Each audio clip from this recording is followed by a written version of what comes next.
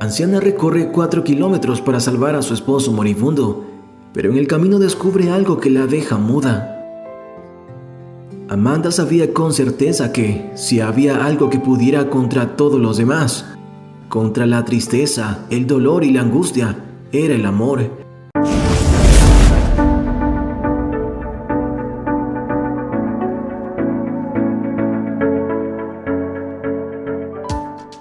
Desde niña había sido una soñadora. Iba al parque y se embelesaba con las flores y las mariposas, y creía que el mundo era un lugar hermoso en el que no cabía la maldad y siempre triunfaba el bien. Con el tiempo, Amanda se fue haciendo más consciente de la realidad y sabía que no todas las personas eran buenas por naturaleza, que existían seres que podían ser crueles y perversos sin que les temblara un músculo, pero continuaba convencida de que aquellos eran unas pocas excepciones que podían redimirse si así lo deseaban. Como había nacido en una familia relativamente cómoda económicamente hablando, tuvieron que pasar muchos años antes de que Amanda se diera cuenta de que no todas las personas eran como ellos, que unos pocos eran mucho más ricos, incluso más allá de su imaginación, y muchos otros, la gran mayoría, sufrían porque sus salarios no le alcanzaban para llegar al fin de mes. Esa nueva realidad se abrió ante sus ojos solo hasta que inició la universidad y empezó a conocer las historias de sus compañeros.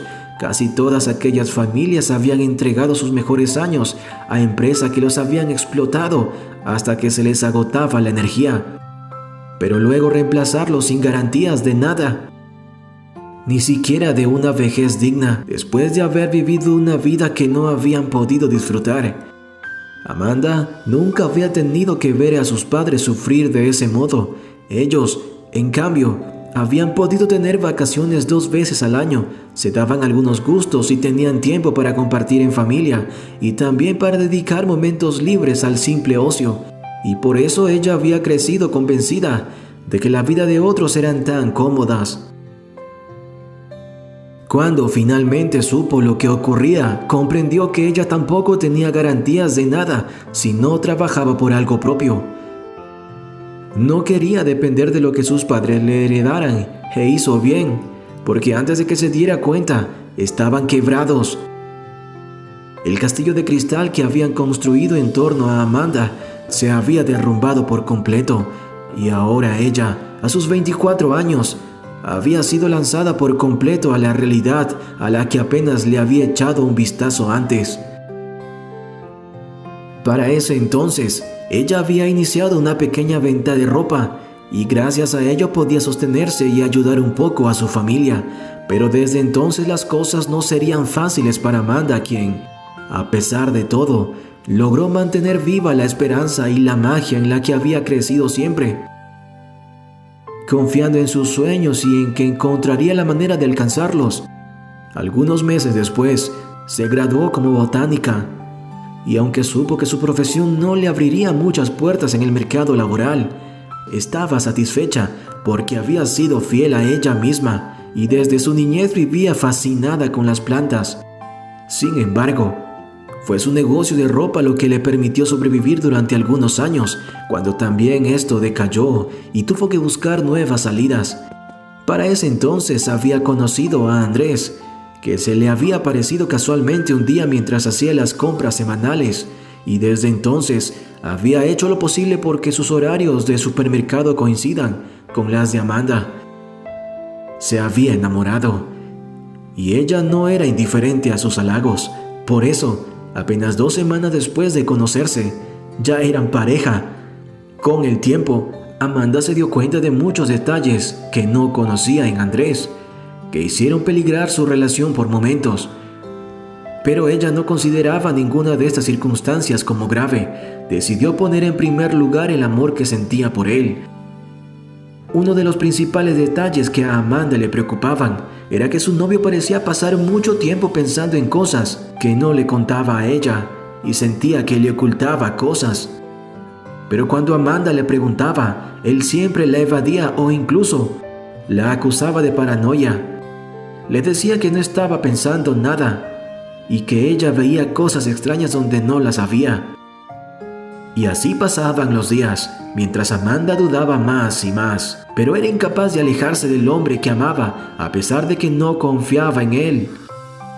El tiempo pasó y Amanda y Andrés continuaron juntos.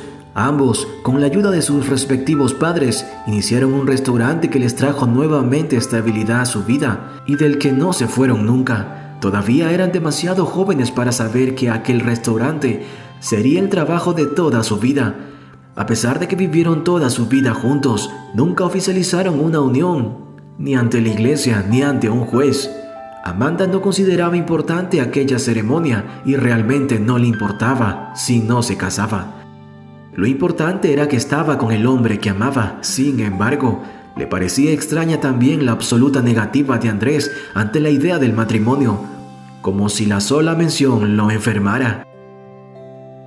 Porque Andrés veía tanto problema en casarse con ella, si se suponía que era la mujer de su vida, a la que había seguido desde la primera vez que la vio en el supermercado.